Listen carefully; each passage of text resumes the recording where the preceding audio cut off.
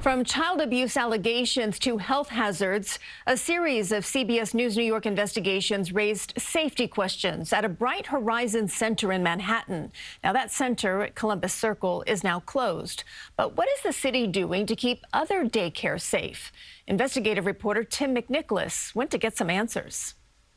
Okay, we have our permit. The permit is valid. From paperwork to pests. See if there's any evidence of rodents. From the plaster to the power sockets. And it's supposed to have a covered outlet. New York City Health Department Inspector Ashanti Bernato keeps her eyes peeled for hazards or violations anytime she inspects daycares.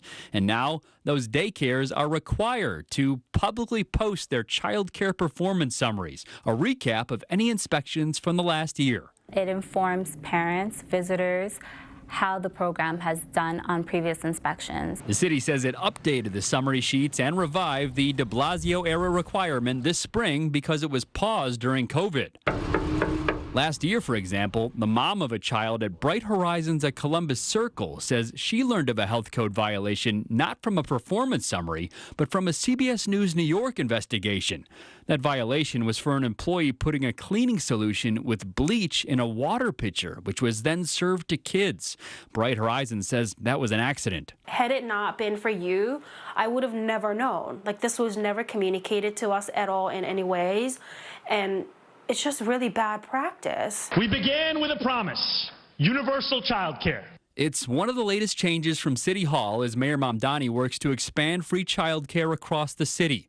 Corinne Schiff is the city's deputy commissioner for environmental health. What is this administration doing differently to try to improve the process of inspections and safety overall at daycare centers? We are so excited to be a part of the mayor's expansion to universal child care, and I think it's been made very clear that meeting these high health and safety standards will be a key part of that program. If you could respond to some of the reporting that I think both CBS and the New York Times did. Mayor Mamdani revealed the city's enforcement plans earlier this year in response to the bleach incident and child abuse allegations at that same Bright Horizons location. The health department is also holding Bright Horizons accountable and seeking a revocation of Bright Horizons permits to operate a child care center of any kind at the location that you're referring to, which is in Columbus Circle. Weeks later, the city announced that Bright Horizons surrendered its permits for the Columbus Circle Center and agreed in a settlement to not open any new centers in New York City for 10 months. The company said it's encouraged by the settlement, is committed to transparency,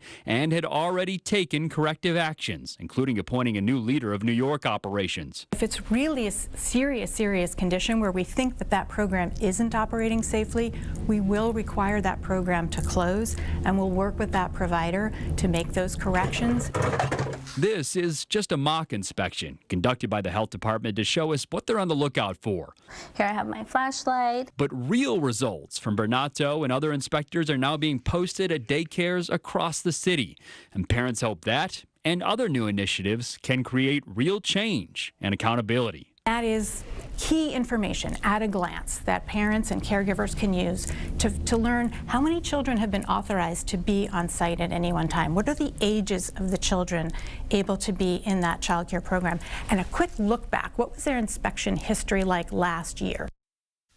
Those summaries also include a QR code, which takes parents to a website with more information about the daycare, Christine. And Bright Horizons says they are installing security cameras in all classrooms now. So what about a facility's history? Is there a resource online that parents can turn to? Sure. So the health department actually encourages people to check out any daycares they're thinking of enrolling in at the NYC Child Care Connect website. That does include inspection histories. All right. Thank you, Tim. Sure.